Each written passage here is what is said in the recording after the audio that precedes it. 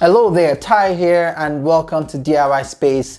Today I will be talking about the top 5 things I dislike about my Pixel 6 Pro. Now I've had this phone for about 2 weeks now, and I love the phone, but there are a couple of things I dislike about the phone, and I'll be talking about them in this video. Now, if this is your first time on this channel, make sure to hit the subscribe and the notification bell so you can get notified to our awesome content. Now, let's dive right into the top 5 things.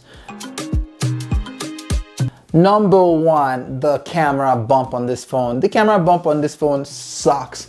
Now, this phone has actually almost dropped so many times due to this camera bump. Placing this phone on a flat surface because the phone is not so flat causes the phone to start to slide down, and I've had so many close calls where the phone actually almost dropped. But thanks to my very fast and reflex action or reflex move, right, I was able to catch the phone before it dropped. So yeah, I really hate that bump. I know I can solve that by actually getting a case for the phone, but hey, why do I want to cover this pretty bad boy with a case, right? But hey, I'm just gonna get a case anyways. I don't want to damage the phone. Number 2, the in-screen fingerprint sensor of this phone. I think that actually has to take the award for my most disliked and most hated feature of this phone. I have not been able to get my phone to unlock on first try. It has been at least 3 tries. You know what they say about the third time is a charm? It's literally been the case with this phone. I've had at least 3 times to try to log into this phone before I can even get in. And most times it doesn't even work. I have to time out and end up using the PIN code to get into the phone. I'm not sure what is going on with this fingerprint sensor on this phone. Probably too highly sensitive, or this hardware or the screen or my finger. I'm not sure, but this is not my first time using fingerprint sensor, so I'm pretty sure my fingerprints are, or my fingers are fine. It's not a me problem, it is a phone problem. But yeah, that's my number 2 dislike about the phone. Number 3, the curve around the screen. Now, that is a major problem, especially for someone like me that goes through a lot of screens. Now, my previous phone, or before this one, that was my S10 Plus, right? I went through 4 screens. I broke the phone actually on the first week of purchase, right? So I've gone through 4 screens already at this point with that phone. So I'm very prone and susceptible to breaking screens, and I think I figured out why that happens. I think it's because it is the curve of the phone, and most curve and bezel-less phones are very prone and susceptible to cracks or breaking screens, right? I have seen, I've seen iPhones that are, not so curved and flat. They've actually taken a lot more falls than my own phone, and they've survived it. So yeah, the curve is very, very much prone to breaking than non-curved display. So that is one thing I hate about the Pixel phone.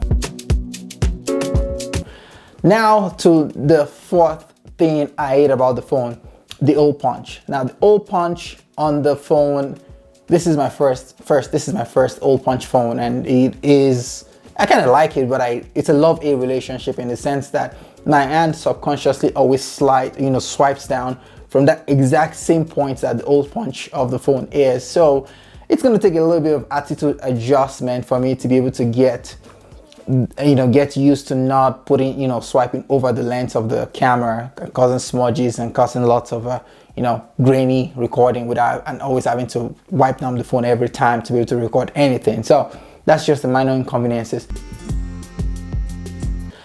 And moving on to the 5th thing I dislike about this phone, the button on the side.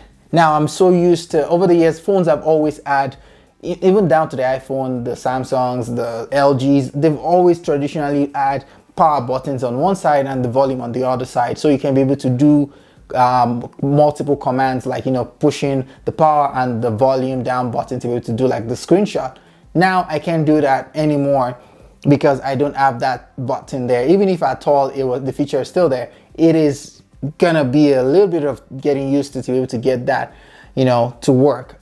And most of the time when I try it, I've dropped the phone, and usually I always stay very close to the ground when I'm trying it out, and then yeah, it drops. So it's kind of a struggle, especially with the 6.7-inch display of this screen. It is not exactly easy to be able to, try and move your fingers across the side of the phone to figure out which button. So I don't know why Google exactly went ahead to make that decision of putting everything on one side. It is not in my opinion, not a very smart move, because It's not, it doesn't add any function to the phone by moving it all on the same side. Just keep it to what people are used to, right? So now we're stuck with doing screenshot from the screen itself. So we have to actually go into the phone and then take a screenshot from within the phone itself without actually using those quick command button. Yeah, so that's pretty much the top 5 things I dislike about the phone. I have one bonus thing I dislike about this phone. One more. It is the overcompensating AI of this phone. The other day, I was in bed, 4 a.m. in the morning, I heard my phone ringing. You know the sound it makes when you are making a phone call to somebody.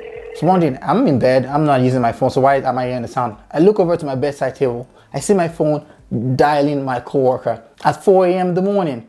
This was very, very, very embarrassing and baffling. Thankfully, it didn't even pick up, probably asleep as well. I'm like, okay, maybe there was some weird glitch happening, fine. The same thing happened later today as well. I was just driving to work and then I was not even with the phone. And then the phone was calling my coworker again. I'm like, what the hell is going on? So I'm not sure what's going on with the phone's AI and why it's doing all of that stuff without my consent, without my permission, without any triggers.